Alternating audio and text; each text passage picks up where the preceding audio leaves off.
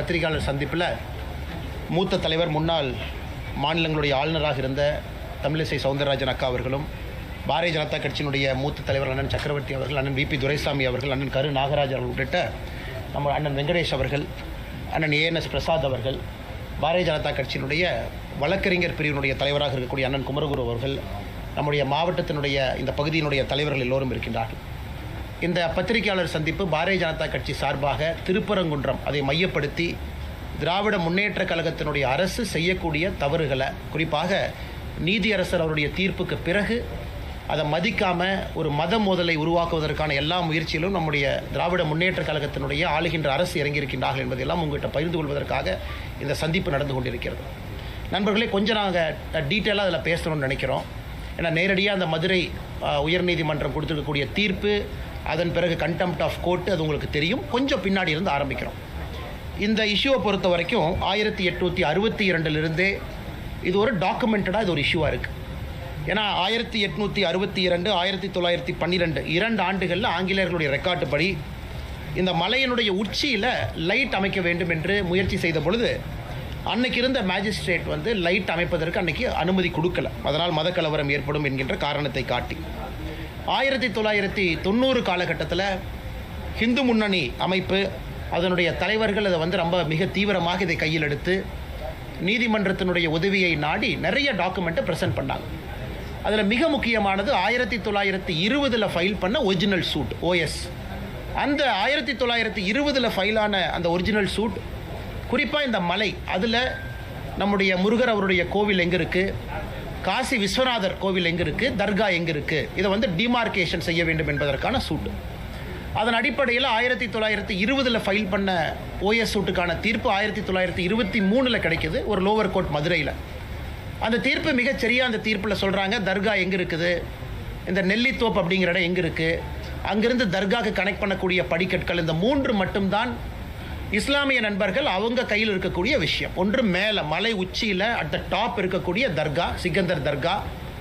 அதற்கு நெல்லித்தோப்பு என்பது ஒரு சமப்பகுதி, இந்த மலைக்கு இடையில் இருக்கக்கூடிய சமப்பகுதி.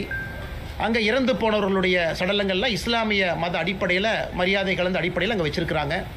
அங்கிருந்து மேலே ஒரு கல்லை குடைந்து ஏறக்கூடிய படிக்கட்டு, இந்த 3 மட்டும்தான் இஸ்லாமியர் அவர்கள் கையில் இருக்கக்கூடியது. மிச்சது எல்லாமே இந்துக்களுக்கு சொந்தம், மலை முழுவதுமாக இந்துக்களுக்கு சொந்தம் அப்படிங்கிற தீர்ப்பு. அதை எதிர்த்து 1923 வந்த தீர்ப்பை எதிர்த்து மெட்ராஸ் ஹைகோர்ட் வர்றாங்க. 26 மெட்ராஸ் ஹைகோர்ட்டு இந்த மதுரை கீழே இருக்கக்கூடிய லோவர் கோர்ட் கொடுத்த தீர்ப்பை ஸ்டே பண்ணுறாங்க. அதன் பிறகு இந்தியாவினுடைய சுதந்திரத்திற்கு முன்பு உச்சபட்சமாக இருக்கக்கூடிய பிரிவி கவுன்சில் இன்னைக்கு சுப்ரீம் கோர்ட் மாதிரி பிரிவி கவுன்சிலுக்கு போகிறாங்க. 1930 காலகட்டத்தில் பிரிவி கவுன்சில் மதுரையில் கீழே இருக்கக்கூடிய நீதிமன்றம் கொடுத்த தீர்ப்பை ஊர்ஜிதம் செய்கிறாங்க. 1920 ஒரிஜினல் சூட், 1923 வந்த தீர்ப்பை ஊர்ஜிதம் செய்கிறாங்க. இந்த நெல்லித்தோப்பு என்கின்ற இடம் இஸ்லாமியத்துக்கு சொந்தமானது, மேலே இருக்கக்கூடிய தர்கா அது அவர்களுக்கு சொந்தமானது, மேலே ஏறக்கூடிய படிக்கட்கள் அவர்களுக்கு சொந்தமானது. மற்றபடி இந்த மலை முழுவதுமாக இந்து சமுதாயத்திற்கு, குறிப்பாக இந்த கோவிலுக்கு சொந்தமானது. அதன் பிறகு குவாரி எடுக்க வர்றாங்க. கோயில் நிர்வாகம் அப்ஜெக்ட் பண்ணி குவாரி விடலை. கோயில் நிர்வாகம் அப்ஜெக்ட் பண்ணி மர வெட்டுறதுக்கு வந்து பர்மிஷன் கொடுக்கல. இது காலங்காலமாக 1940, 50, 60, 70 காலகட்டத்தில் அங்கே இருக்கக்கூடிய கோவிலத்தினுடைய நிர்வாகம் அவங்க இடத்த பாதுகாத்துக்கிட்டே வர்றாங்க. ஸோ 1990 காலகட்டத்தில் ஹிந்து முன்னணி இங்கே தீபம் ஏற்ற வேண்டும் என்ற போராட்டத்தை எல்லாம் ஆரம்பித்து இதை வந்து மக்கள் மன்றத்தில் ஒரு பெரிய இஷ்யூவாக கொண்டு வர்றாங்க. இப்போ நாம் இதை நன்றாக புரிந்து கொள்ள வேண்டும். இன்னைக்கு நீதியரசர் திரு GR சுவாமிநாதன் அவர்கள் அவங்க ஒரு தீர்ப்பு கொடுத்துருக்குறாங்க. ஏன் அந்த தீர்ப்பு கொடுக்க வேண்டிய கட்டாயம் வந்துச்சு? ஏன்னா ஒரு டிவோட்டி, ஒரு ஹிந்து பக்தர், அவர் அங்கே இருக்கக்கூடிய எக்ஸிக்யூட்டிவ் ஆஃபீஸரை நோக்கி போகிறாங்க. அந்த ஈஓட்ட கேட்குறாங்க. 28/10/2025 ஒரு அந்த ஹிந்து டிவோட்டியாக இருக்கக்கூடிய ராம ரவிக்குமார் அவர்கள் இந்த மாதிரி தீபத்தை ஏற்ற வேண்டும். எங்கே ஏற்றணும்னா தீபத்தூணில் ஏற்ற வேண்டும். இத்தனை காலமாக உச்சி பிள்ளையார் கோவில் பக்கத்தில் ஏற்றுறாங்க அப்படின்னு 28/10/2025 ரெப்ரசன்டேஷன் கொடுக்குறாங்க எக்ஸிக்யூட்டிவ் ஆஃபீஸருக்கு. ஈஓ வந்து 3/11/2025 அதை ரிஜெக்ட் பண்ணுறாங்க. நாங்கள் பர்மிஷன் கொடுக்க மாட்டோம், இத்தனை காலமாக எங்கே ஏற்றணுமோ அதே உச்சி பிள்ளையார் கோவிலில் தான் ஏற்றுவோம் என்று. அதன் பிறகு ராம ரவிக்குமார் அவர்கள் மதுரை கிளை, மெட்ராஸ் ஹைகோர்ட்டினுடைய மதுரை கிளை, அங்கே அவங்க ரிட் பெட்டிஷன் ஃபைல் பண்ணுறாங்க. 32317 என்கிற ரிட் பெட்டிஷனை. இந்த மாதிரி எனக்கு வந்து ஈஓ பர்மிஷனை டினை பண்ணியிருக்கிறாங்க, எனக்கு நீங்கள் அனுமதி கொடுக்க வேண்டும், என்னுடைய மத புண்பட்டு இருக்குது அவர் கேட்குறாரு. அதன்படி நீதியரசர் அவர்கள் டிசம்பர் மாதம் 1ஆம் தேதி, சில நாட்களுக்கு முன்பு 1/12/2025 தீர்ப்பு கொடுக்குறாங்க. அந்த தீர்ப்பு மிக தெளிவாக பல விஷயத்தை அதில் பேசுகிறாங்க. அவங்க இந்த டிமார்கேஷன் இஷ்யூக்குள்ளேயே போகலை. இந்த மலையை பொறுத்தவரை சிக்கந்தர் தர்கா இஸ்லாமியர்களுக்கு சொந்தமானது, நெல்லித்தோப்பு இஸ்லாமியர்களுக்கு சொந்தமானது, படிக்கட்டு ஏறுறது இஸ்லாமியர்களுக்கு சொந்தமானது, மற்றபடி இந்த மலை மிச்ச பகுதி எல்லாமே அந்த கோவிலுக்கு சொந்தமானது, குறிப்பாக தீபத்தூணும் கோவிலுக்கு சொந்தமானது என்கின்ற தீர்ப்பில் ஊர்ஜிதம் செய்கிறாங்க. இதற்கு முன்பு இருந்த தீர்ப்பு தான் இது. அதன் பிறகு நீதியரசர் அவர்கள் 2 முக்கியமான கருத்துக்களை வைக்கிறாங்க. ஏன் வைக்கணும் அப்படின்னாங்க, தமிழகத்தினுடைய சட்டத்துறை அமைச்சர் திரு ரகுபதி அவர்கள் வேண்டுமென்றே பத்திரிகையாளர் நண்பர்கள் சந்திப்பில் வேண்டுமென்றே சில பொய்களை சொல்லியிருக்கின்றார்கள். அதாவது ஒரு சட்டத்துறை அமைச்சராக இருந்து சத்திய பிரமாணம் எடுத்து பணி செய்ய வேண்டிய ஒருவர் சில பொய்களை சொல்லியிருக்கிறாங்க. நீங்கள் நல்லா பாருங்கள். அதாவது மதுரை நீதியரசர் அவர்கள் தவறான ஒரு தீர்ப்பை கொடுத்துருக்குறாங்க அப்படிங்கிற வாதத்தை திரு ரகுபதி அவர்கள் வைக்கிறாங்க. என்ன வாதத்தை வைக்கிறாங்கன்னா, இதில் இருக்கக்கூடிய பிரச்சனை எல்லாம் 2014 முடிஞ்சிருச்சு. 2014 அந்த பிரச்சனை முடிஞ்சிருச்சு. அன்னைக்கே டிவிஷன் பெஞ்சு தீர்ப்பு கொடுத்துட்டாங்க. டிவிஷன் பெஞ்சினுடைய தீர்ப்பு படி உச்சி பிள்ளையார் கோவிலில் மட்டும்தான் நாம் தீபத்தை ஏற்றணும், மேலே போக வேண்டிய அவசியம் இல்லை. அதனால் நீதியரசர் அவர்கள் தன்னுடைய கடமையை சரியாக செய்யலை அப்படின்னு. இதை மாண்புமிகு நீதியரசர் அவர்கள் டிசம்பர் 1ஆம் தேதி கொடுத்த தீர்ப்பில் மிக முக்கியமாக இந்த பாயிண்ட்டை ஹைலைட் பண்ணி பேசியிருக்கிறார். அவர் எதுவும் மறுக்கலை. இந்த பாயிண்ட்டை ஹைலைட் பண்ணி பேசுகிறார். அதை மட்டும் ஆங்கிலத்தில் உங்களுக்கு படித்து காட்ட விரும்புகின்றோம். அதாவது 2014 போட்டிருக்கக்கூடிய ரிட் பெட்டிஷன் எதை ரகுபதி அவங்க கோட் பண்ணுறது, 2017 டிவிஷன் பெஞ்ச் ஆர்டர், இது இரண்டும் என்ன சொல்கிறாங்கன்னா, அதில் பெட்டிஷனர் என்ன கேட்குறாங்கன்னா, தீபத்தை மலையினுடைய உச்சபட்சமான உச்சியில் ஏற்ற வேண்டும் என்று கேட்கின்றாங்க. So the petitioner wanted the deepam to be lit at the hilltop. He further argued that lighting the lamp near Moksha Deepam is not in consonance with the scripture. The learned judge rightly rejected the request. அவர் 2014 தீர்ப்பை சரின்னு தான் சொல்றார். This was because the title over the hilltop has already been declared as vesting in the Muslim. மலையினுடைய உச்சி பகுதி top most part அது இஸ்லாமியர்களுக்கு சொந்தமானது என்கின்ற 1920 OS தீர்ப்பை இருக்கு. A settled issue cannot be reopened அப்படிங்கிறார். நான் இந்த இஷ்யூவை திரும்ப ரீஓப்பன் பண்ணல. ஆனால் இன்னைக்கு பெட்டிஷனரை முன்னாடி என்ன கேட்குறாங்க, தீபத்தூணில் இதை ஏற்ற வேண்டும் என்று கேட்கின்றார்கள். தீபத்தூண் என்பது மலையினுடைய உச்சியில் இல்லை. 2014 தீர்ப்பு, 2017 தீர்ப்பு என்பது மலை உச்சியிலே தீபத்தை ஏற்ற வேண்டும் என்கின்ற தீர்ப்பு. அதற்கு மாண்புமிகு நீதியரசர் அவர்கள் அந்த காலகட்டத்தில் கொடுக்கல. அது சரியான காரணம் தான். ஏன்னா இந்த நீதியரசர் சொல்றது அது மிக முக்கியமாக தர்காக்கு சொந்தம்னு அது ஊர்ஜிதம் ஆயிடுச்சு. ஆனால் தீபத்தூண் என்பது மலையினுடைய உச்சியில் கிடையாது. யாருமே போய் தர்காக்கு பக்கத்தில் தீபத்தூணில் ஏற்ற வேண்டும் என்று சொல்லல.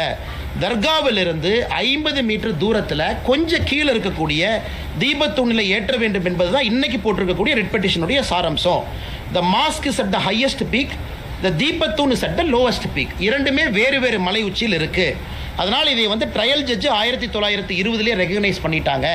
நான் இதை தவறாக பார்க்கல. அதனால் தீபத்தூணில் அவங்க கார்த்திகை தீபத்தை இந்த பெட்டிஷனர் கேட்டபடி ஏற்றுவதற்கு நான் அனுமதி கொடுக்கிறேன். இதை சட்டத்துறை அமைச்சர் அவர்கள் திருச்சி பத்திரிகை நண்பர்கள் முன்னாடி 2014 2017 ரிட் பெட்டிஷனை கோட் பண்ணுறாங்க. அதே தவறு. அதை முதல்ல இந்த பத்திரிகை மன்றத்தில் நாங்கள் தெரியப்படுத்த விரும்புகின்றோம். அதன் பிறகு சட்டத்துறை அமைச்சர் திரு ரகுபதி அவர்கள் இத்தோடு நிற்கல, மறுபடியும் ஒரு பொய்யை சொல்கிறார். என்ன பொய்யை சொல்கிறாருன்னா, 1996 ஒரு தீர்ப்பு எங்களுக்கு சாதகமாக வந்திருக்கு, 2014 தீர்ப்பும் எங்களுக்கு சாதகமாக வந்திருக்கு, 17 சாதகமாக வந்திருக்கு, 1996 சாதகமாக வந்திருக்கு. 1996 தீர்ப்பு என்பது அந்த ஆண்டுக்காக கேட்கப்பட்டது.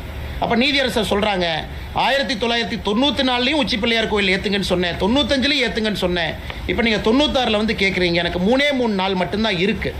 ஆனால் இந்த ஆண்டு நீங்கள் உச்சி பிள்ளையார் கோவிலில் ஏற்றுங்க. அதே நேரத்தில் தேவஸ்தானமோ வேறு யாரோ வேறு இடத்துல ஏற்ற வேண்டும் என்றால் அதுக்கு ப்ரொசீஜரும் கொடுக்குறாங்க. தர்காலிருந்து 15 மீட்டர் தள்ளி ஏற்றுங்க அப்படின்னு. ஸோ 1996 தீர்ப்பை பொறுத்தவரையும் குழப்பமில்லை, 2014 குழப்பமில்லை, 2017 குழப்பமில்லை. இந்த மூன்றும் வேறு வேறு விஷயத்தை எடுத்து இன்னைக்கு ரகுபதி அவர்கள் ஒரு பொய்யை சொல்லி பத்திரிகை நண்பர்கள்ட்ட இன்னைக்கு நீதியரசர் அவர்கள் தவறான தீர்ப்பை கொடுத்திருப்பதா சொல்றாங்க. இதை முதல்ல உங்களுக்கு கிளாரிஃபை பண்ணணும். அந்த மலையை பொறுத்தவரை தீபத்தூண் என்பது மலையினுடைய உச்சியில கிடையாது. மலையினுடைய உச்சியில தர்கா இருக்கு. அதை யாரும் கூட வேண்டுமென்று கேட்கல, அது வேறு. தீபத்தூண் என்பது அந்த 2 மலையில் இருக்கக்கூடிய அந்த சிறிய மலையினுடைய உச்சியில தீபத்தூண் இருக்கு, அதைத்தான் என்று கேட்டிருக்கின்றார்கள். அதற்கு நீதியரசர் அவர்கள் அனுமதி கொடுத்திருக்கிறாங்க. இதோட அவங்க நிக்கல. நீதியரசர் அவர்கள் அனுமதி கொடுத்தாங்க. எப்போ அனுமதி கொடுத்தாங்க? 1/12/2025 கொடுக்குறாங்க. ஸோ கார்த்திகை தீபம் 3ஆம் தேதி வருது. 2ஆம் தேதி கோவிலினுடைய ஈஓ ஒரு அப்பீல் போடுறார், ஒரு பேருக்கு ஒரு அப்பீல் போட்டு வைக்கிறார். இப்போ நியாயப்படி யாருக்காவது பிரச்சனை இருந்தால் தர்கா அவங்க அப்பீலுக்கு வந்திருக்கணும்.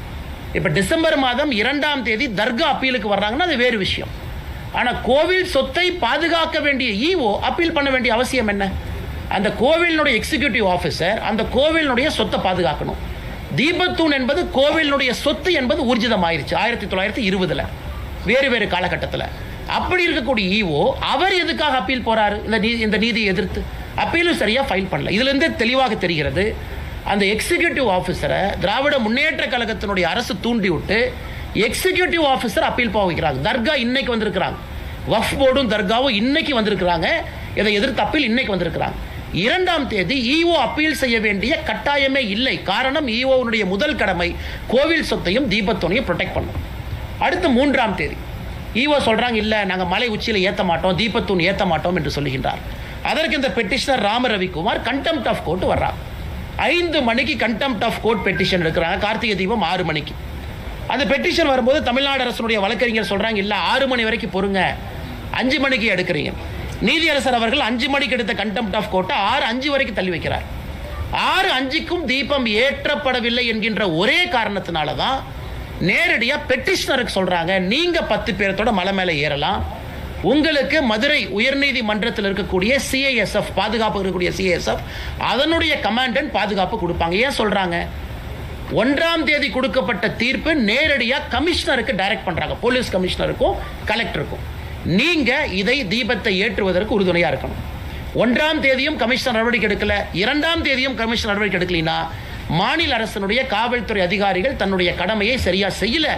அந்த கடமையை செய்யாத காரணத்தினால தான் இது ஜுடிஷியல் ஓவர் ரீச் கிடையாது. திரு GR சாமிநாதன் அவர்கள் 3ஆம் தேதி 6:05 கொடுக்கக்கூடிய தீர்ப்பில் கண்டெம்ட் ஆஃப் கோர்ட் பெட்டிஷன்ல மாநில அரசு கடமையை செய்யல, காவல்துறை கடமையை செய்யல, கலெக்டர் கடமையை செய்யல, அதனால் சிஐஎஸ்எஃப் நான் அனுப்புறேன், கமாண்டன்ட் நீங்க கூட போங்க, அந்த 10 பேர் தீபம் ஏற்றுவதற்கு அனுமதி கொடுக்க வேண்டும் என்று சொல்லுகின்றார். இதில் எதுவும் தவறாக இல்லை. இதை எதிர்த்து மறுபடியும் அங்க இருக்கக்கூடிய இரண்டு நீதிபதிகள் இருக்கக்கூடிய அமர்வு டிவிஷன் பெஞ்சுக்கு போறாங்க. எப்ப போறாங்க? அடுத்த நாள் அப்பீல் போறாங்க. இந்த பிரச்சனை எல்லாம் 3ஆம் தேதி இரவு நடக்குது. 4ஆம் தேதி காலையில் அப்பீலுக்கு போறாங்க. இந்த நீதியரசர் சிஐஎஸ்எஃப் விட்டது தப்பு, எப்படி அவங்க சிஐஎஸ்எஃப் அனுமதி கொடுக்கலாம், சட்டம் ஒழுங்கு என்பது மாநில அரசுடைய கட்டுப்பாட்டில் மட்டும்தான் இருக்கணும், எப்படி மத்திய அரசுக்கும் மாநில அரசுக்கும் கலவரத்தை ஏற்படுத்த முயற்சிக்கின்றார் என்று நீதியரசரின் மீது இவங்க பெட்டிஷனை போட்டிருக்கிறாங்க கோர்ட்ல. அதற்கு அந்த 2 நீதியரசர்கள் திரு ஜெயச்சந்திரன் அவர்கள் திரு KK ராமகிருஷ்ணன் அவர்கள் சொல்றாங்க, இதுல எந்த தவறும் கிடையாது. 1ஆம் தேதி மாநில அரசுக்கு சொன்னாங்க, 1ஆம் தேதி காவல்துறை கமிஷனருக்கு சொன்னாங்க, 1ஆம் தேதி கலெக்டருக்கு சொன்னாங்க, யாருமே வேலை செய்யல. அதன் பிறகுதான் நீதியரசர் அவர்கள் 3ஆம் தேதி 6 மணிக்கு தீபம் ஏற்றப்படவில்லை என்கின்ற காரணத்திற்காக இந்த நீதியை கொடுத்திருக்கிறாங்க. அதனால சிஐஎஸ்எஃப் அனுப்ப வேண்டும் என்று அவர் சொல்லியது எந்த விதத்திலும் தவறில்லை. இது மிக முக்கியமானது. 3ஆம் தேதி ராம ரவிக்குமார் அவர்கள் அங்க இருக்கக்கூடிய நம்முடைய பாரதிய ஜனதா கட்சியினுடைய தலைவர்கள்லாம் போறாங்க தீபம் ஏற்றுவதற்கு உறுதுணையாக. அன்னைக்கு கலெக்டர் என்ன சொல்றாங்கன்னா, கமிஷனர் என்ன சொல்றாங்க, கலெக்டர் 144 சிஆர்பிசி 163 BNSS அந்த சட்டத்தின்படி போட்டிருக்கிறாங்க, அதனால் நீங்க யாருமே போகக்கூடாது அப்படின்னு காட்டுறாங்க. அதற்கு மரியாதை கொடுத்து சிஐஎஸ்எஃப் முன்னாடி போகல, அதற்கு மரியாதை கொடுத்து ராம ரவிக்குமார் உட்பட பெட்டிஷனர் யாரும் முன்னாடி போகல. ஏன்னா 144 போட்டிருக்காங்க. இந்த 2 டிவிஷன் பெஞ்சில் நீதியரசர் அவர்கள் 4ஆம் தேதி 144 சிஆர்பிசி 163 BNSS போட்ட ஃபைலை வாங்கி படிக்கிறாங்க. அந்த ஃபைலில் என்ன இருக்குன்னு, அந்த ஃபைலில் இவங்க போட்ட 144 சிஆர்பிசியே ஒரு ஃப்ராட் என்பது ஊர்ஜிதமாயிருக்கு. ஏன்னா நீதியரசர் அவங்க கேட்குறாங்க, 144 சிஆர்பிசி எப்போ போட்டீங்க? 3ஆம் தேதி 6:05க்கு திரு சாமிநாதன் அவர்கள் சிஐஎஸ்எஃப் படையோடு மேலே செல்லலாம் என்று 6:05க்கு தீர்ப்பு கொடுக்குறாங்க. நீங்கள் 144 எப்போ போட்டீங்க? அதில் அந்த நீதியரசர் சொல்றாங்க, the file contains loose sheet of papers containing past history of dispute. The order has been promulgated with effect from 6 PM on 3/12. அதில் சொல்றாரு, thus it is very obvious section 163 BNSS order is passed prior to the judicial order or the records are manipulated after this court calls for original file. தவறு மீது மறுபடியும் ஒரு தவறு பண்றாங்க. அதாவது 6 மணியிலிருந்து 144 சிஆர்பிசி 163 BNSS போடுறேன்னு 6 மணியிலிருந்து அந்த ஃபைல் இருக்கு. அப்போ அந்த ஆர்டர் அவங்க 4 மணிக்கு போட்டிருக்கிறாங்க, ஆர்டர் 3 மணிக்கு போட்டிருக்கிறாங்க, ஆர்டர் 2 மணிக்கு போட்டிருக்காங்க, ஃபைலில் இல்லை. ஆனால் நிச்சயமாக நீதியரசர் தீர்ப்பு கொடுத்த பிறகு போடப்படவில்லை. 6-5க்கு திரு சாமிநாதன் அவர்கள் கொடுத்த, நீதியரசர் அவர்கள் கொடுத்த தீர்ப்புக்கு பிறகு 144 சிஆர்பிசி போடப்படவில்லை என்பது இந்த டிவிஷன் பெஞ்சில் இருக்கக்கூடிய 2 நீதியரசர் பெரிய வார்த்தையை பயன்படுத்துறாங்க. IAS IPS அதிகாரிகளுக்கு எதிராக the records are manipulated after the court calls for the original file. கோர்ட்டில் வந்து ஒரிஜினல் ஃபைல் கொடுங்க என்று சொல்லிய பிறகு இந்த டாக்குமெண்ட்டை மேனிபுலேட் பண்ணி அரசு கொடுத்துருக்கிறாங்க. மறுபடியும் தவறு.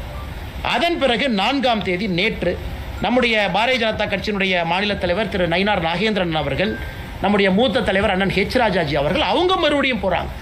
ஏன்னா இந்த 2 ஜட்ஜ் இருக்கக்கூடிய டிவிஷன் பெஞ்ச் அமர்வில் அப்பீலை டிஸ்மிஸ் பண்ணதுக்கப்புறம் 144ம் டிஸ்மிஸ் ஆகுது. அதன் பிறகு நாங்கள் தீபத்தை ஏற்றுவோம் என்று போன பொழுது அதை இல்லீகலாக எந்தவித ஆர்டரும் இல்லாமல் தடுத்திருக்கிறாங்க. 144 நிலுவையில் இல்லை, அப்பீல் நிலுவையில் இல்லை, எங்கேயும் கூட நீதியரசர் திரு சாமிநாதன் அவங்க கொடுத்தது ஸ்டே இல்லை, எதுவுமே இல்லாதப்ப அங்கே இருக்கக்கூடிய காவல்துறை அதிகாரிகள் தடுத்தது மட்டுமல்ல, மாநில தலைவர் அண்ணன் நயினார் நாகேந்திரன் அவர்கள் உட்பட, அண்ணன் ஹெச் ராஜா அவர்கள் உட்பட நம்முடைய தொண்டர்களை, தலைவர்களை கைது பண்ணியிருக்காங்க. Which is an illegal arrest. அதுக்கு எந்த விதமான ஆதாரமும் கிடையாது, எந்த விதமான டாக்குமெண்ட் இல்லை. இந்த அளவுக்கு ஒரு ஆளுகின்ற திராவிட முன்னேற்ற கழகத்தினுடைய அரசு ஒரு நீதியரசர் கொடுத்திருக்கக்கூடிய தீர்ப்புக்கு எதிராக டைரக்ஷன் கொடுத்ததுக்கு அப்புறம் பணி செய்ய வேண்டிய பப்ளிக் சர்வெண்ட், அதனால தான் commissioner of police is called public servant, collector is called public servant. பப்ளிக்கு சர்வெண்டாக இருக்கக்கூடிய 2 உயரதிகாரிகள் அவங்க அதை தடுத்து, அதன் பிறகு 4ஆம் தேதி நேற்று நடந்த கைது என்பது முழுவதும் இல்லீகல் கைதாக இதை மாற்றி 2 மதத்திற்கிடையில் மோதல் போக்கை கடைபிடித்திருக்கின்றார்கள். இது இன்னும் ஆச்சரியமா நீங்க பார்த்தீங்கன்னா, திரு நீதியரசர் சுவாமிநாதன் அவங்க தீர்ப்பில் இன்னும் பின்னாடி போறார். 2005 RDO ஆஃபீஸில் நடந்த பீஸ் கமிட்டி மீட்டிங் நடந்தது. அந்த பீஸ் கமிட்டி மீட்டிங்கில் 2 நபர்களும் பங்கேற்றாங்க. அதாவது டிசம்பர் 1ஆம் தேதி 2005 RDO ஆஃபீஸில் திருப்பரங்குன்றம் கார்த்திகை தீபம் ஏற்றுவது சம்பந்தமாக சாயந்தரம் 6 மணிக்கு 13-12 நடக்குது. அதில் வந்து இஸ்லாமிய நண்பர்களும் இந்து சகோதரர்களும் பங்கேற்கிறாங்க. அதில் எங்களுக்கு தர்காலிருந்து 15 மீட்டர் தள்ளி நீங்கள் தீபத்தை ஏற்றிக்கொள்ளலாம் என்று இஸ்லாமிய நண்பர்கள் கையெழுத்து போட்ட டாக்குமெண்ட் இதில் இருக்கு. மிக தெளிவாக கையெழுத்து போட்டு கொடுத்துருக்கிறாங்க. 2005 தர்காலிருந்து 15 மீட்டர் தள்ளி நீங்கள் ஏற்றிக்கலாம், எங்களுக்கு எந்த பிரச்சனையும் இல்லை. ஸோ பிரச்சனை இஸ்லாமியர்களுக்கு இல்லை, பிரச்சனை தர்காக்காரங்களுக்கு இல்லை. இன்னைக்கு 2005 இதை கோர்ட்டில் என்ன சொல்கிறாங்கன்னா, இன்னைக்கு வந்து இல்லை இதை ஃபோர்ஸ் பண்ணி கையெழுத்து போட சொன்னாங்க, அதனால் நாங்கள் ஃபோர்ஸ் பண்ணி RDO ஆஃபீஸில் கையெழுத்து போட்டோம். 1996 இதே போல் ஒரு அக்ரிமெண்ட் போடுறாங்க. அந்த அக்ரிமெண்ட்டில் கூட இதே போல் இஸ்லாமியர் அவர்கள் எங்களுக்கு அப்ஜெக்ஷன் இல்லை. இன்னைக்கு திராவிட முன்னேற்ற கழகத்தினுடைய அரசு சிக்கந்தர் மலைன்னு புதிய பேரை வைக்கிறாங்க, அதை ரசிக்கிறாங்க. சிக்கந்தர் மலைக்கு இவங்க பேரை வச்சுக்கிட்டு ராமநாதபுரத்தினுடைய MP மேலே போய் சிக்கன் பிரியாணி சாப்பிட்றாரு, அதை ரசிக்கிறாங்க. நெல்லித்தோப்புக்கு போய் நாங்கள் ஆடு வெட்டுவோம், கோழி வெட்டுவோம்னு சொல்கிறாங்க, அதை ரசிக்கிறாங்க. அதை எதிர்த்து எங்கேயுமே மாநில அரசு போகலை. அதை எதிர்த்து டிவோட்டிஸ் போனாங்க. அதை எதிர்த்து இந்து மதத்தை நம்பிக்கையாக வழிபடக்கூடிய டிவோட்டி போகிறாங்க. எப்போங்க? அக்டோபர் 2025, 1 மாதத்துக்கு முன்னாடி அவங்க போய் கோர்ட்டில் ஆர்டர் வாங்குறாங்க, நெல்லித்தோப்பில் ஆடு கோழி வெட்டக்கூடாது. இன்னைக்கு இவ்வளவு ஆர்வமாக தர்காக்காரங்க செய்கிற வேலையெல்லாம் கோவிலினுடைய எக்ஸிக்யூட்டிவ் ஆஃபீஸர் பண்ணுறாரு இன்னைக்கு. ஆனால் அன்னைக்கு நெல்லித்தோப்பில் போய் ஆடு வெட்டலாம், கோழி வெட்டலாம், இவ அப்ஜெக்ட் பண்ணல, தமிழ்நாடு அரசு அப்ஜெக்ட் பண்ணல. சிக்கந்தர் மலைன்னு பேர் சொல்கிறாங்க, தமிழ்நாடு அரசு அப்ஜெக்ட் பண்ணல. அந்த MP 100 பேர்த்து கூட்டு போய் சாப்பிட்றாரு, அப்ஜெக்ட் பண்ணல. அன்னைக்கு எங்கேயுமே அப்ஜெக்ட் பண்ணாதவங்க அன்னைக்கு அந்த நீதி அரசனுடைய தீர்ப்பும் கூட அதையும் குறிப்பிட்டிருக்கிறார். மாநில அரசு அப்ஜெக்டே பண்ணல, 2 இந்து பக்தாதிகள் அப்ஜெக்ட் பண்ணதுக்காக இந்த தீர்ப்பு கிடைச்சிருக்கு.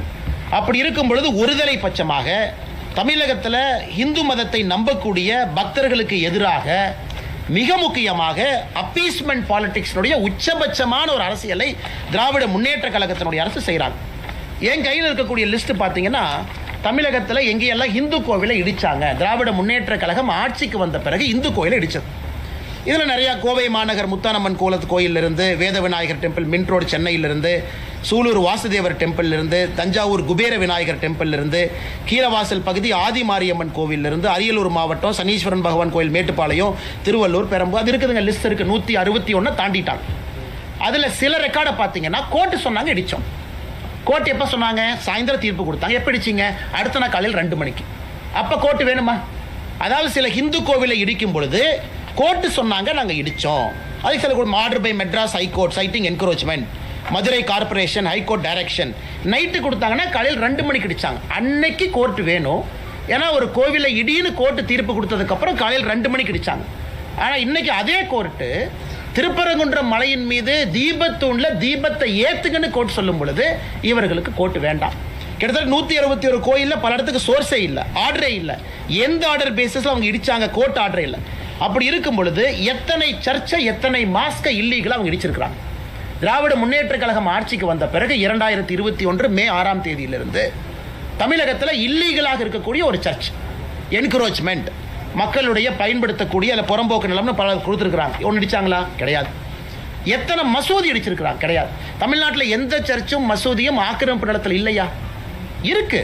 ஆனால் என்ன ஒரு நியாயம்? எல்லா இதையும் இடிக்காதீங்க, எல்லாருக்கும் அவங்கவுங்க பகுதியில் வழிபாட்டு உரிமையை கொடுங்க. அதைத்தான் நாம கேட்கிறோம். அல்லது ஒருதலை பட்சமாக 161 கோயிலுக்கு மேலே இடிச்சிட்டு இன்னைக்கு உயர்நீதிமன்றம் ஒரு தீர்ப்பு கொடுத்த பிறகு அதை பின்பற்ற மாட்டோம் என்று சொல்லி மிகப்பெரிய சட்ட பிரச்சனை உருவாக்கி இன்னைக்கு பார்லிமெண்ட்ல போய் பேசுறாங்க. பார்லிமெண்ட்ல பேச வேண்டிய நிலைமை என்னங்க? பார்லிமெண்ட்ல இவர்கள் போய் இந்தியாவினுடைய மத நல்லிணக்கத்தை கெடுத்துட்டேன்னு இவங்க பேசணும், அரசியலமைப்பு சட்டத்தை தூக்கி போட்டு விட்டேன் என்று பேசணும், ஒரு கோர்ட்டு கொடுத்த ஆர்டரை ஃபாலோ பண்ணலின்னு தானே பார்லிமெண்ட்ல பேசணும். பார்லிமெண்ட்ல போய் என்ன பேசுறாங்க? திராவிட முன்னேற்ற கழகத்தினுடைய எம்பிக்கள், காங்கிரஸினுடைய எம்பிக்கள், விசிகாவுடைய எம்பிக்கள் என்ன பேசுறாங்க இன்னைக்கு? அதாவது தமிழகத்தில் இந்து மதவாத சக்திகள் தமிழகத்தில் ஜாதி கலவரத்தை, மத கலவரத்தை உருவாக்குறாங்க. இது எப்படி இந்து மதவாத சக்தி ஆகும்? கோர்ட்டுக்கு போய் கோர்ட்ல வெயிட் பண்ணி கோர்ட்டு ஒரு தீர்ப்பு கொடுத்த பிறகு முறையாக போய் அன்னைக்கு 144 சிஆர்பிசி போட்டிருக்கின்றோம் என்று தவறாக சொல்லியும் கூட அதையும் பின்பற்றி பெட்டிஷனர் திரும்ப வர்றாங்க. நேற்று எந்த ஆர்டருமே இல்லாத நாளில் இல்லீகலா இத்தனை பேர்த்தை கைது செய்துவிட்டு இன்னைக்கு சம்பந்தமே இல்லாமல் பாராளுமன்றத்தில் போய் இவர்கள் நாடகம் ஆடி கொண்டிருக்கின்றார்கள். இதை இந்த பத்திரிகையாளர் சந்திப்பு மூலமாக தமிழக மக்களுக்கு எடுத்து சொல்லணும். எந்த அளவுக்கு அவங்க ஃப்ராடு பண்ணியிருக்கிறாங்க, எந்த அளவுக்கு பொய்ய சொல்லியிருக்கிறாங்க, எந்த அளவுக்கு ஒருதலை பட்சமாக நடந்திருக்கின்றார்கள், எந்த அளவுக்கு இதே கோயிலில் ஆடு வெட்டு கோழி வெட்டுன்னு சொன்னும் பொழுது பேசாமல் இருந்தவங்க இன்னைக்கு தீபத்தூணில் தீபத்தை ஏற்று என்று சொல்லிய பிறகு இந்த டிராமா பண்ணுறாங்க. சட்டத்தை பாதுகாக்க வேண்டிய சட்டத்துறை அமைச்சர் 2014-17 தீர்ப்பையும் 1996 தீர்ப்பையும் வேண்டும் என்றே திரித்து, அதுக்கும் இந்த கேஸுக்கும் சம்பந்தம் இல்லை, வேண்டும் என்றே திரித்து இதில் ஹிந்து பெட்டிஷனர் யாரும் மலை உச்சியினுடைய தர்கா இந்துக்களுக்கு சொந்தம் என்று கேட்கவில்லை. That is a settled issue. அது 1920 செட்டில் ஆயிடுச்சு. மலையினுடைய உச்சி தர்கா என்பது இஸ்லாமியர்களுக்கு சொந்தம். நெல்லித்தோப்பு இந்துக்களுக்கு சொந்தம் என்று எங்கேயும் கேட்கல, அதையும் செட்டில்ட் இஷ்யூ. அது இஸ்லாமியர்களுக்கு சொந்தம். மேலே ஏற படிக்கட்டு இந்துக்களுக்கு சொந்தம் என்று கேட்கவில்லை, அதுவும் சொந்தம். ஆனால் மலை உச்சியில் இல்லாமல் கீழே இருக்கக்கூடிய தீபத்தூணில் நாங்கள் கார்த்திகை தீபத்தன்று இதை ஏற்ற வேண்டும் என்று ஏற்ற போகிறவங்களை 2 நாட்களாக அலக்கழித்து மதுரை மாநகரத்தையே அல்லோலப்படுத்தி அவ்வளவு காவல்துறையை அனுப்பி மக்களுடைய இயல்பு வாழ்க்கையெல்லாம் கேள்விக்குறிக்காக்கிவிட்டு முதலமைச்சர் அன்னைக்கு காலையில் ட்வீட் போடுறார். மதுரைக்கு என்ன தேவை? வளர்ச்சி அரசியலா ஆர் டேஷ் அரசியலா? நான் கேட்கின்றேன், இது ஒரு முதலமைச்சர் போடுற ட்வீட்டா? இது யாரோ சின்ன பசங்க போட்டால் ஏற்றுக்கலாம். மதுரைக்கு என்ன அரசியல் தேவை?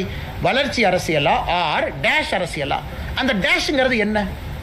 முதலமைச்சர் தன்னுடைய சமூக வலைதள பக்கத்தில் ஒரு டேஷ் என்கின்ற வார்த்தையை கேள்விக்குறியாக்கி விட்டுருக்காரு. டேஷ்னா என்ன? முதலமைச்சர் தானே சொல்லணும். fill in the blanks. நீங்கள் நானும் என்ன? இது முதலமைச்சருடைய ட்வீட். எந்த அளவுக்கு சிறுபிள்ளைத்தனமாக இவ்வளவு பிரச்சனையை செய்துவிட்டு முதலமைச்சர் அவர்கள் இதை போடுறாங்கன்னா உண்மையாலுமே இந்த முதலமைச்சர் அனைவருக்குமான முதலமைச்சரா? இந்துக்களுக்கான முதலமைச்சரா? இஸ்லாமியர்களுக்கான முதலமைச்சரா? கிறிஸ்தவர்களுக்கான முதலமைச்சரா? ஒரு நீதி நிலைப்பாடு ஒரு சட்டமன்றத்தில் ஒரு நீதிமன்றத்தில் சொல்லும் பொழுது முதல் கடமையாக செய்ய வேண்டிய பொறுப்பு சீஃப் மினிஸ்டருக்கு இருக்கு. அதையும் பின்பற்றல. சிஎஸ்எஃப் தமிழ்நாட்டில் அனுப்ப வேண்டிய நிலைமைக்கு தள்ளப்பட்டிருக்கிறோம். இது சம்பந்தமாக நேற்று தமிழக பாரதிய ஜனதா கட்சி சார்பாக நம்முடைய மாநில தலைவர் திரு நயினார் நாகேந்திரன் சார்பாக நம்முடைய உள்துறை அமைச்சர் அமித்ஷாஜி அவர்களுக்கு சம்பந்தமாக பிரீஃப் பண்ணியிருக்கிறோம். என்ன நடக்குது, என்ன பிரச்சனை இங்கே இருக்குது, இவங்க எந்த அளவுக்கு தவறான ஒரு விஷயத்தை செஞ்சுருக்கிறாங்க, எந்த அளவுக்கு நீதிமன்ற அவமதிப்பில் இன்வால்வ் ஆகிருக்கிறாங்க. சிஎஸ்எஃப் அன்னைக்கு ஒருவேளை நான் போகிறேன்னு சொல்லியிருந்தா மாநில அரசனுடைய காவல்துறைக்கும் சிஎஸ்எஃப்க்கும் கைகலப்பு வந்து இந்திய அளவில் மிகப்பெரிய தலைகுடிவாக நம்ம மாநிலத்துக்கு ஏற்பட்டிருக்கும். அவங்க பின்னாடி போயிட்டாங்க. சரி 144 இருக்கா, நாங்கள் மதிக்கிறோம், பின்னாடி போயிட்டாங்க, அதனால் பிரச்சனை இல்லை. ஆனால் இன்னைக்கு நீதியரசர் சொல்லியிருக்காங்க அந்த 144 ஃப்ராடு. இவ்வளவு தவறுகளை செய்யவிட்டு இன்னைக்கு சுப்ரீம் கோர்ட்டில் ஃபைல் பண்ணியிருக்கிறாங்க. பாருங்க, அபிஷேக் மனு சிங்கிவி அவங்க, விகாஸ் சேகல் அவங்க, இங்கே ஒருத்தருக்கு ஃபீஸ் என்னங்க? 20 லட்சம், 30 லட்சம், 40 லட்சம் சிட்டிங் ஃபீ. இன்னைக்கு மதுரை அமர்வு நீதிமன்றத்திற்கு ஒரு பெரிய சீனியர் சுப்ரீம் கோர்ட் லாயர் வந்திருக்கிறாங்க. அங்கே அபிஷேக் மனு சிங்கிவி இவ்வளவு கேலி கூத்தாக்கிவிட்டு மறுபடியும் உச்சநீதிமன்றத்துக்கு போவோம், மறுபடியும் முதல்ல இருந்து ஆரம்பிப்போம். அதனால தான் இதை பாரதிய ஜனதா கட்சி நாங்கள் அனைவரும் வன்மையாக கண்டிக்கின்றோம். எங்களுடைய மாநில தலைவரிலிருந்து ஆரம்பித்து கட்சியினுடைய கடைக்கோடி தொண்டன் வரை திருப்பரங்குன்றத்தில் தீபத்தூணில் ஏற்றக்கூடிய தீபத்திற்காக உயிரை கொடுத்து பாரதிய ஜனதா கட்சியினுடைய மாநில தலைவரிலிருந்து தொண்டர் வரை நாங்கள் நிற்போம். அதில் எந்த மாற்று கருத்தும் இல்லை. இன்னைக்கு மதுரை அமர்வு நீதிமன்றத்தில் திரு GR சுவாமிநாதன் அவர்கள் இந்த கேஸை செவ்வாய்க்கிழமைக்கு தள்ளி வச்சிருக்கிறார். இன்னைக்கு மறுபடியும் கண்டெம்ட்டுக்கு கண்டெம்ட், அதுக்கு ஒரு கண்டெம்ட். இது இந்தியாவில் எங்கேயும் பார்க்க மாட்டோம். கொடுத்த தீர்ப்புக்கு ஒரு கண்டெம்ட், அந்த தீர்ப்பை சரியாக ஃபாலோ பண்ணின்னு ஒரு கண்டெம்ட், அதுக்கு 4ஆம் தேதி ஒரு கண்டெம்ட். ஸோ கண்டெம்ட் இன்னைக்கு வந்திருக்கு. அது 2ஆம் செவ்வாய்க்கிழமை அன்னைக்கு அதை கையில் எடுக்கிறாங்க. அதனால் அதையும் நாங்கள் கவனிக்கின்றோம். உச்சநீதிமன்றத்தில் இன்னைக்கு அட்மிட் பண்ணியிருக்கிறாங்க. அதே நேரத்தில் தலைமை நீதிபதி CJI அவங்க என்ன சொல்லியிருக்கிறாங்க, இது அவசரமாக எடுக்க வேண்டிய வழக்கு கிடையாது, அவசரமான இன்னைக்கு நம்பர் போட்டு எடுக்க மாட்டேன், நீங்கள் ரெஜிஸ்ட்ரியில் கொடுங்க, வழக்கமாக வர்றப்போ வரட்டும் என்று சொல்லியிருக்கின்றார்கள். அதனால் அதையும் பொறுத்திருந்து பார்ப்போம். நீதி நிலைநாட்டப்பட்டிருக்கிறது இங்கே நீதிமன்றத்தில். ஆனால் தரையில் மக்களாட்சி என்று சொல்லக்கூடிய ஜனநாயகத்தில் முதலமைச்சர் அதை கேள்விக்குறியாக்கி இவ்வளவு பேர்த்துக்கு பிரச்சனை உருவாக்கி லாட்டி சார்ஜ் மண்டை உடைந்து மாநிலத்தினுடைய இளைஞரணி தலைவர் தம்பி SG சூர்யாவிலிருந்து நிறைய மதுரை மாநகர் மாவட்டத்தினுடைய தலைவர் எல்லாருக்குமே பல இடத்துல காயம் பட்டிருக்கின்றார்கள். எதற்கு இதற்கு போல அநியாயம் பண்ணுறாங்க கேட்டால் எங்களுக்கு மதவாத சக்தி என்கின்ற பெயர். அதனால் தமிழிசை அக்கா எல்லாமே இங்கே இருக்கிறாங்க. இதை விவரமாக உங்களுக்கு சொல்லணும், உங்களுக்கு தெரிஞ்சிருக்கும், இருந்தும் சொல்லணும். 1920 96, 2014, 17, 2025 தீர்ப்பு, இது வந்திருக்கக்கூடிய அனைத்தும் சாமானிய மனிதன், நீங்கள் இந்துவாருங்க, இஸ்லாமியராக, கிறிஸ்தவராக, சாமானிய மனிதன் இதை உத்து பார்த்தாங்கன்னா அவர்களுக்கு நியாயம் புரியும். யாருக்கும் எதிரானவங்க கிடையாது. தர்காவில் இஸ்லாமியர் போய் வழிபடட்டும், அப்பே இல்லை. நெல்லித்தோப்புக்கு அவங்க போட்டும், படியை பயன்படுத்தி மேலே ஏறட்டும், யாரும் அவர்களை தடுக்கவில்லை. ஹிந்துக்கள் கேட்பது கோவிலினுடைய எல்லை பகுதிக்குள்ள, கோவிலினுடைய கட்டுப்பாட்டில் இருக்கக்கூடிய தீபத்தூணில் நாங்கள் கார்த்திகை தீபத்தன்னைக்கு ஒரே ஒரு நாள் ஏற்றுறோம். அது பார்த்தீங்கன்னா பல இடத்துல சொல்லியிருக்கிறாங்க, ஒரு மலையின் மீது ஒரு தீபத்தை ஏன் ஏற்றுறோம்னா அதை பாற்ற வீட்டில் நம்ம ஏற்றுவோம்.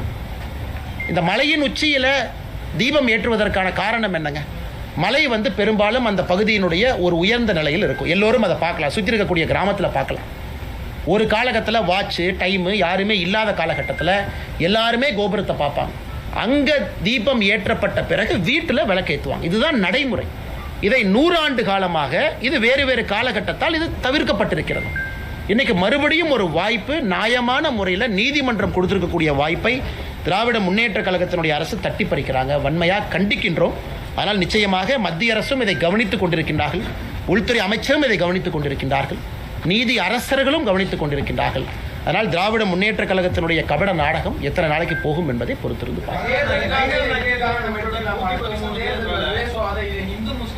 ஆனால் நீங்க பாருங்க, இதுல திரு ராம ரவிக்குமார் அவர்களும் மொத்தம் 6 பெட்டிஷனர். முதல் பெட்டிஷனர் ராம ரவிக்குமார், அவரோட 5 பேர். 6 பெட்டிஷனருக்காகத்தான் நிறைய பேர் அதுவும் கேட்டீங்க, எதுக்கு 10 பேர் அனுப்பணும்? 6 பெட்டிஷனர் கூட 4 பேர் லாயர் இருக்கலாம், 10 பேர். அதனால் இத்தனை பெட்டிஷனரும் இதுவரை அமைதி காக்கிறாங்க. யாரும் இஸ்லாமிய சகோதரர்களுக்கு எதிராக ஒரு வார்த்தை தவறாக பேசலை. யாரும் தர்கா எங்களுக்கு சொந்தம் என்று கேட்கல, யாரும் நெல்லித்தோப்பை எங்களுக்கு சொந்தம் என்று கேட்கல. மிக அமைதியான முறையில் அறவழியில் லட்டி சார்ஜ் அடி வாங்கிக்கிட்டு எல்லாரும் நிற்கிறாங்க. எங்களுடைய உரிமையை நிலைநாட்டி கொடுத்துருக்கக்கூடிய நீதிமன்றம் சொல்லியிருப்பதை நாங்கள் செய்கிறோம். அப்படி இருக்கும் பொழுது எங்கே இவங்க மதக்கலவரத்தை ஏற்படுத்துனாங்க? பப்ளிக் ப்ராப்பர்ட்டியை சேதப்படுத்தினாங்களா? இத்தனை போலீஸை குவிக்கிறாங்க, ஆயிரக்கணக்கான போலீஸை மதுரையில் குவிக்கிறாங்க. எங்கேயாச்சும் ஒருத்தர் இந்த பெட்டிஷனர் கூட வந்தவங்க பாரதிய ஜனதா கட்சியினுடைய தொண்டர்கள், இந்து முன்னணியினுடைய தொண்டர்கள், எங்கேயாச்சும் ஒரு பப்ளிக் ப்ராப்பர்ட்டி, ஒரு கார் கண்ணாடி உடைச்சோம், ஒரு பப்ளிக் டிரான்ஸ்போர்ட்டை உடைச்சோம்? இன்னைக்கு கலவரத்தை செய்வது யார்? மதுரை மாநகரத்தினுடைய காவல்துறை. எவ்வளவு பேரிகேட் போடுறாங்க? ஆயிரக்கணக்கான பேரிகேட். கலவரத்தை ஏற்படுத்துறது அவங்க. எங்கேயும் ஒன்று உடையல, இவங்க போய் யாரையும் தாக்கல, எந்த பொது சொத்துக்கும் சேதத்தை ஏற்படுத்தல. அப்படி இருக்கும் பொழுது எப்படி மத கலவரம் ஆன்டிசிபேட் பண்றாங்க? இது மட்டும் இல்லப்பா, ஒரே நாள் தீபம் ஏற்றுறது மாத்திரம் மத கலவரம் வந்துருமான்னு ஜட்ஜி கேட்டிருக்காங்க. ஜட்ஜி பாருங்க, ஒரே நாள் 3ஆம் தேதி டிசம்பர், அக்கா சொல்றாங்க டிசம்பர் 3ஆம் தேதி 6 மணிக்கு தீபத்தை ஏற்றிட்டு வந்துடுறாங்க. அதன் பிறகு 4ஆம் தேதி போறதில்லை, 5ஆம் தேதி போறதில்லை, அடுத்த தீபத்துக்கு போவாங்க. அப்படி இருக்கும் பொழுது எப்படி அதனால் மத கலவரம் ஏற்படும்? அதுவும் நீதியரசர் இன்னும் ஒரு படி போறாரு. இங்க பாருங்க, கோவிலுடைய சொத்தை பாதுகாங்கிறார். இந்த தீபத்தூணே கோவிலுடைய சொத்து. நீங்க தீபத்தை ஏற்றினா தானே அதை பாதுகாக்க முடியும். அதனால தயவு செய்து தீபத்தை ஏத்துங்கன்னு சொல்றாங்க. விசித்திரம், நம்முடைய தலைவர்கள் சொன்னது போல், அக்கா சொன்னது போல, தர்காவினுடைய அதிகாரிகள் போய் அப்பீல் பண்ணல, கோவிலினுடைய ஈஓ போய் அப்பீல் பண்றார். இதை விட வெக்கக்கேடு நம்ம எங்கேயாச்சும் பார்த்துருக்கிறோமா?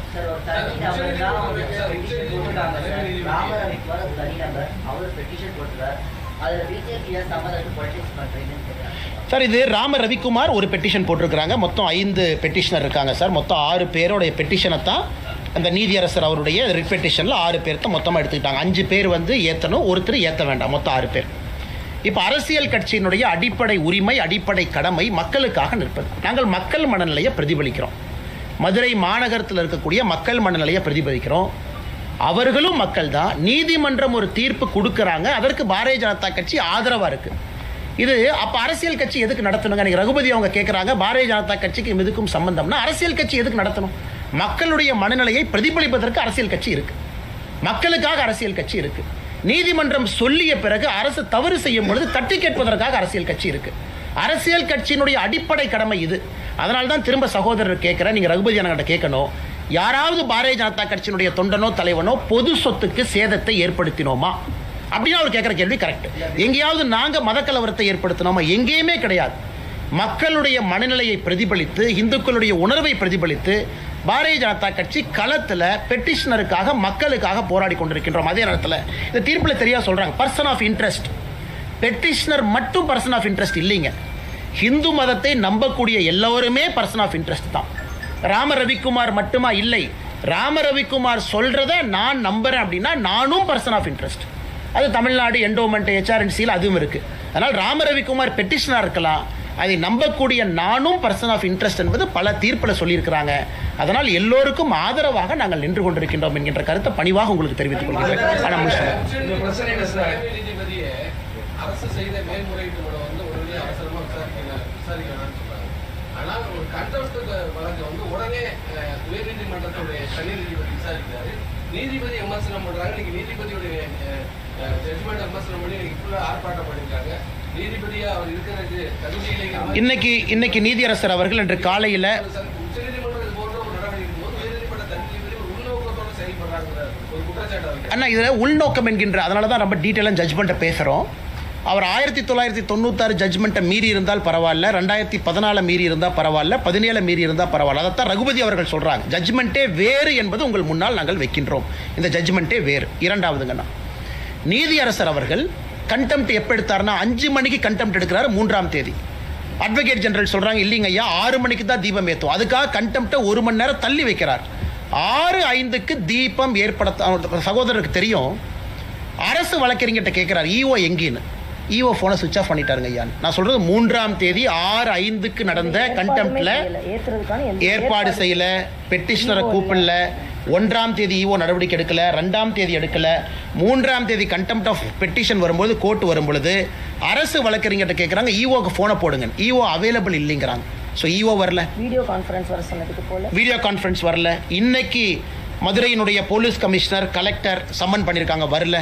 இன்னைக்கும் நீதியரசர் சொல்லியிருக்கிறாங்க, ஜாதிகளை உள்ளழுக்கிறீங்க, தவறாக பேசுகிறீங்க, பொய்ய சொல்கிறீங்க, எங்களுடைய பொறுமைக்கும் எல்லை இருக்குது, பொறுமையாக பார்த்துக்கிட்டு இருக்கோம், செவ்வாய்க்கிழமை அன்னைக்கு தள்ளி வச்சுருக்கோம். எங்களை பொறுத்தவரை நீதியரசர் அவர் வரம்புக்குள்ளே நடந்திருக்கிறாரு. எக்ஸசிவ் ஜுடிஷியல் ஓவர் ரீச் எங்கேயுமே இல்லை. மாநில அரசு தன்னுடைய வரம்பையெல்லாம் மீறி இதை கேலி கூத்தாக்கியிருக்கிறாங்கிறது எங்களுடைய வாதம். என்ன சொல்றாங்கன்னா, இதே நீதிபதி மதுரை அமர்வுல அந்த நீர் வழித்தடங்களை கண்காணிப்பதற்கான அமர்வுல நீதிபதியா இருக்காரு. இன்றைக்காச்சும் ஒரு நாள் நீர் வழித்தடம் ஆக்கிரமிக்கப்பட்ட பொழுது இந்த CISF வீரர்களை அனுப்பி அவர் அந்த ஆக்கிரமிப்பை அகற்றியது உண்டா? அண்ணா, இன்னைக்கு வந்து ஒத்துக்கிறங்கன்னா ஒரு வாதம் அது. இன்னைக்கு ஒரு எக்ஸ்ட்ரானரி கேஸ். அதாவது 1ஆம் தேதி அவங்க CISF அனுப்பல, 1ஆம் தேதி போலீஸ் கமிஷனருக்கு டைரக்ஷன் கொடுக்குறாரு, டிசம்பர் 1ஆம் தேதி கலெக்டருக்கு டைரக்ஷன் கொடுக்குறாரு. 2ஆம் தேதி அவர் கையில் எடுக்கல, 2ஆம் தேதியும் லோக்கல் போலீஸ் தான் இருக்கிறாங்க. 3ஆம் தேதி தீபம் ஏற்றப்படவில்லை என்று தெரிந்த பிறகு 6:05க்கு தான் அவர் சொல்றாரு, 6:05க்கு தான் சொல்றாரு, இந்த மாதிரி வந்து CISF கொடுக்குறோம். இது வந்து அப்பீல் அந்த டிவிஷன் பெஞ்சில் ஜெயச்சந்திரன் ராமகிருஷ்ணன் அவங்ககிட்ட அந்த கேள்வியை கேட்கும் பொழுது நீதியரசர்கள் சொல்றாங்க, the service of CISF was provided only because the state police refused to give protection and comply with the court direction. In case the state missionary disobey the court order and refuse to give protection, the court cannot stand helpless. அதாவது நீதியரசர் திரு GR Swaminathan அவர்கள் எடுத்திருக்கக்கூடிய அந்த தீர்ப்பு முடிவுக்கு அடுத்த நாள் division பெஞ்சில் நீதியரசர் ஜெயச்சந்திரன் அவர்களும் ராமகிருஷ்ணன் அவர்களும் முழு ஆதரவு கொடுத்திருக்கிறாங்க. அதாவது ஒரு நீதிபதி இல்லை. இன்னைக்கு திமுகவினுடைய சட்ட அமைச்சர் மாண்புமிகு திரு ரகுபதி அவர்கள் GR சுவாமிநாதன் அவர்கள் மீது கை காமிச்சாங்கன்னா அடுத்த நாள் 2 நீதிபதியும் ஊர்ஜிதம் பண்ணியிருக்கிறாங்க. அதனால் எங்களை பொறுத்தவரை திமுகவினுடைய அமைச்சர் அரசு எல்லோருமே நீதி அரசர்களுக்கு எதிராக இங்கே பணிபுரிகின்றார்கள் என்பது ஊர்ஜிதமாகும்.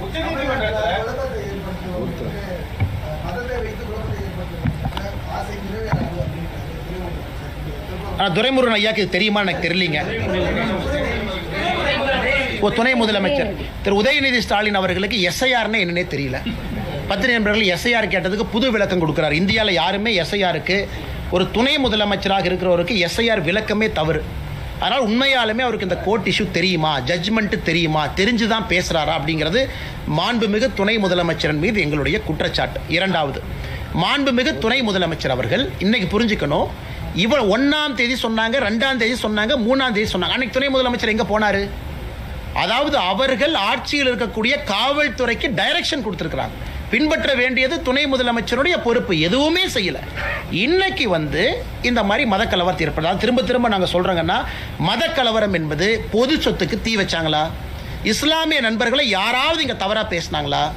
இஸ்லாமிய நண்பர்களுடைய சொத்தாக இருக்கக்கூடிய தர்கா இந்துக்களுக்கு சொந்தம் என்று எங்கேயும் சொன்னாங்களா? நெல்லித்தோப்பு கொடுங்கன்னு திரும்ப கேட்டாங்களா? எங்கேயுமே இல்லை. ஆனா இதே உதயநிதி ஸ்டாலின் அவர்கள் அந்த ஸ்கந்தர் மலையை சிக்கந்தர் மலை என்று சொல்லும் போது எங்க போனாரு? இதே உதயநிதி ஸ்டாலின் அவர்கள் ஆடு கோழி வெட்டுவோம் நெல்லித்தோப்பில் சொல்லும்போது எங்க போனார்? இன்னைக்கு மட்டும் கிளம்பி வர்றாருன்னா உதயநிதி ஸ்டாலின் அவர்கள் எல்லோருக்குமான துணை முதலமைச்சரா இல்ல குறிப்பிட்ட சமுதாயத்திற்கான துணை முதலமைச்சராங்கிற கேள்வியை நாங்களும் கேட்போம்ல.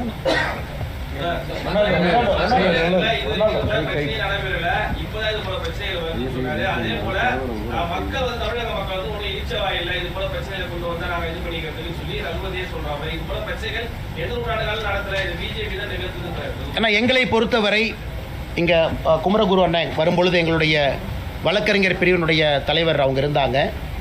அவங்க வழக்கறிஞர்கள்ட்ட பேசும்பொழுது மேலே வரும்பொழுது சொன்னாங்க, மாநில தலைவரோட அனுமதியை பெற்று பாரதிய ஜனதா கட்சி திரு சட்ட அமைச்சர் ரகுபதி அவர்கள் மீது கண்டெம்ட் ஆஃப் கோர்ட்டுக்கு போறோம் அப்படின்னு. காரணம், நீதி அரசரை பற்றி தவறா பேசியிருப்பது, ஜட்ஜ்மெண்ட்டை குழப்பி பேசியிருப்பது, நீதி அரசர்களுடைய மாண்பை ஒரு சட்டத்துறை அமைச்சரே அதை தவறாக வழிநடத்தியிருக்கிறார். அது வந்துடுறேன். ஸோ ரகுபதி அவங்க பிரஸ் மீட்டை பொறுத்த வரைக்கும் நேற்றைய பிரஸ் மீட்டே அது கண்டெம்ட் பிரஸ் மீட். அது ஏன்னா தவறான தகவலை சட்ட அமைச்சராக உங்கள் முன்னாடி சொல்லியிருக்கிறாங்க. அதே பாரதிய ஜனதா கட்சியினுடைய தலைவர் அண்ணன் குமரகுரு அவங்க இருக்கிறாங்க, எங்களுடைய வழக்கறிஞர் பிரிவினுடைய தலைவர். ஸோ ஏன்னா ரகுபதி அவர்களுக்கு தெரியணும், பொறுப்பில் இருந்து கொண்டு பொய்யை சொல்லக்கூடாது. மிச்ச துரைமுருகன் அவர்களாக இருக்கட்டும், உதயநிதி ஸ்டாலின் அவர்களாக இருக்கட்டும், அவர்கள் சொல்வது ஒரு பக்கம், நீங்கள் கேட்டுக்கண்ணா, நாங்கள் சொல்றதையும் நீங்கள் கேட்குறீங்க.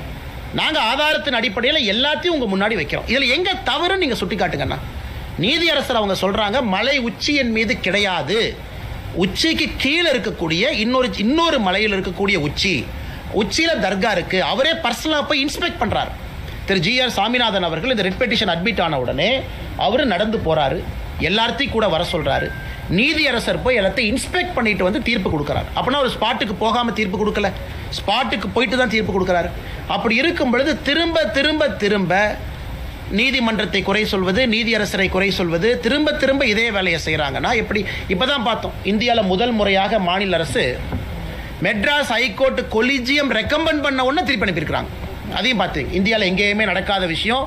இன்னைக்கு தமிழ்நாட்டில் மாநில அரசு Madras high court collegium, Madras high court நீதியரசர்களாக யார் வர வேண்டும் என்கின்ற ரெக்கமெண்டேஷனை மாநில அரசு இந்திய அரசியல் வரலாற்றில் முதல்ல திருப்பி அனுப்பியிருக்காங்க. அப்போ என்ன, உங்களுக்கு பிடிச்ச ஜட்ஜு தான் வரணும், பிடிக்காத ஜட்ஜு வந்தால் கேள்வி கேட்பீங்க.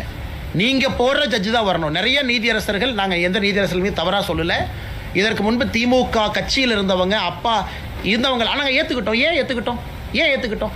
அது ஒரு ப்ராசஸில் வந்திருக்கிறாங்க, கொலிஜியத்தில் வந்திருக்கிறாங்க. மாநில அரசு ஏற்றுக்கிட்டாங்க, மத்திய அரசு ஏற்றுக்கிட்டாங்க, உச்சநீதிமன்றத்தினுடைய கொலிஜியம் ஏற்றுக்கிட்டாங்க. நாங்கள் எங்கேயுமே கேள்வி கேட்கலையே. ஆனால் முதல் முறையாக கேள்வி கேட்டு தெரியப்படுத்துறாங்கன்னா நீதிமன்றத்தின் மீது அவர்களுக்கு நம்பிக்கை இருக்கதா என்பதை திராவிட முன்னேற்ற கழகத்தினுடைய அரசு தெளிவுபடுத்தணும்.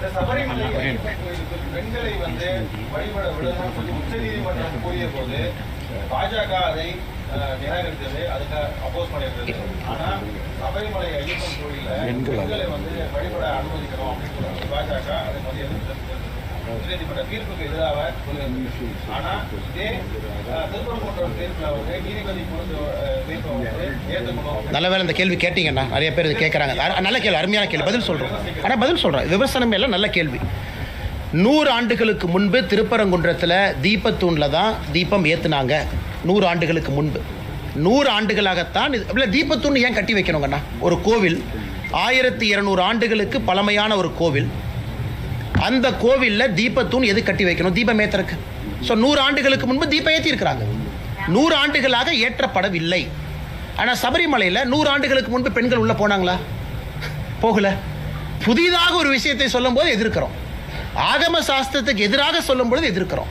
100 ஆண்டுகளுக்கு முன்பு தீபத்தூண் இருந்துச்சு, ஆனால் 100 ஆண்டுகளுக்கு முன்பு சபரிமலையில் பெண்கள் உள்ள போனாங்களா? இல்லை. சபரிமலையில் ஆண்டாண்டு காலமாக இருக்கக்கூடிய வழக்கத்தை மாற்றி புதுசாக ஒரு பொய்யை சொல்லும் போது நாங்கள் எதிர்க்கிறோம். அதே மாதிரி திருப்பரங்குன்றத்தில் ஆண்டாண்டு காலமாக இருந்த வழக்கத்தை 100 ஆண்டுகளாக செயல்படுத்தலை, இன்னைக்கு செயல்படுத்த வேண்டும் என்று நீதிமன்றம் தீர்ப்பு கொடுக்கும் பொழுது அதற்கு அரணாக நாங்கள் நிற்கின்றோம். அதனால் எங்கள் நிலைப்பாட்டில் சபரிமலையாக இருந்தாலும் திருப்பரங்குன்றம் இருந்தாலும் ஹிந்து மக்களுடைய உணர்வு, அவங்க என்ன நினைக்கிறாங்க, எது நியாயமோ, கோர்ட் என்ன சொல்லியிருக்கோ அதுலேயும் பார்த்தீங்கன்னா சரி. சபரிமலையில் எதற்காக கோர்ட் அப்பீல் நிறுத்தி வச்சாங்க? இந்த போராட்டத்தை பார்த்தாங்க, தவறுன்னு புரிஞ்சுக்கிட்டாங்க, அப்பீல் வந்து போச்சு, கேரள அரசே தன் ஸ்டாண்டை மாற்றுச்சு.